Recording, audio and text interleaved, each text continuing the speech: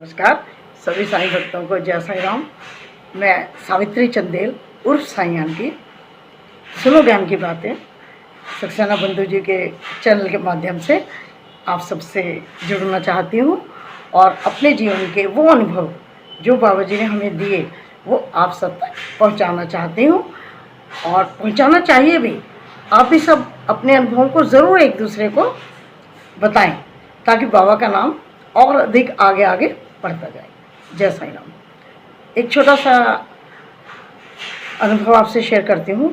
अनुभव इतने हैं कि शायद मेरा सारा जीवन बहुत छोटा हो, मैं उनका धन्यवाद कर पाऊँ, लेकिन करती हूँ आपसे एक शेयर छोटी सी बात कि एक बार मुझे अलीगढ़ जाना था अपनी ससुराल। मेरे देवर बहुत अधिक बीमार थे, उनकी हालत बहुत ज़्यादा गंभीर थी। मेरे सास ससुर हैं नहीं, मेरी देवरानी भी है नहीं, तो मैं ही बड़ी थी, मुझे वहाँ होना बहुत ज़रूरी था। तो मैं जैसे स्टेशन पर गई, मेरी बेटी भी टीचर है, वो भी मुझे छोड़ने के लिए गई। तो वहाँ पर हमने देखा कि मेरा नंबर बहुत पीछे था और टिकट मिलने की कोई संभावना नहीं थी और ट्रेन का चलने का टाइम होने वाला था। बहुत परेशान थी मैं लाइन से निकल के साइड पर गई एक कोने पर और मैंने कहा हाथ जोड़ करके, बाबा जी आप जानते हो कि मेरा अलीगढ़ पहुंचना कितना ज़रूरी है। अपने देवर की हालत मैं आपको क्या बताऊं, आप खुद जानते हैं। बाबा मेरी मदद करो, मुझे आपकी मदद की बहुत ज़रूरत है बाबा। थोड़ी देर बाद एक व्यक्ति मेरे पास आता है और मुझे कहता है, मैडम आपको कहाँ जाना है। मुझे गुस्सा ही आया कि भाई मुझे कहाँ जाना है, इसको क्या मतलब है। तो मैंने उसको कुछ नहीं जवाब दिया और मैंने केवल उसको ऐसे देख करके छोड़ दिया, इग्नोर कर दिया। उसके बाद दोबारा से बहुत ही विनम्र भाषा में बड़े अच्छे से उसने दोबारा से मेरे पास आके पूछा, आंटी जी आप कहाँ जाएंगी। मैंने कहा अलीगढ़। लीजिए टिकट, जाइए। मैं उसको ऊपर से नीचे तक देखती रही। मैंने कहा आप मुझे टिकट क्यों दे रहे हैं। उसने कहा कि आंटी मैंने ना गलती से 2 टिकट ले लिए थे। मैंने कहा ऐसा कैसे हो सकता है, एक व्यक्ति 2 टिकट क्यों लेगा। उसने कहा आंटी आप तो पढ़े लिखे हैं, आप देख लीजिए आज की टिकट है, मैंने अभी अभी ली है और मैं अपने पापा को छोड़ने के लिए आया था क्योंकि ट्रेन का टाइम हो गया है और मुझे पता नहीं था टिकट कितने की है।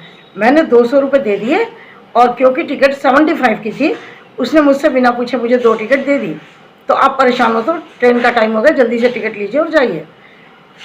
तो मैंने उनसे टिकट ले ली और ये देखिए छोटी सी बात नहीं है, बहुत बड़ा चमत्कार है ये।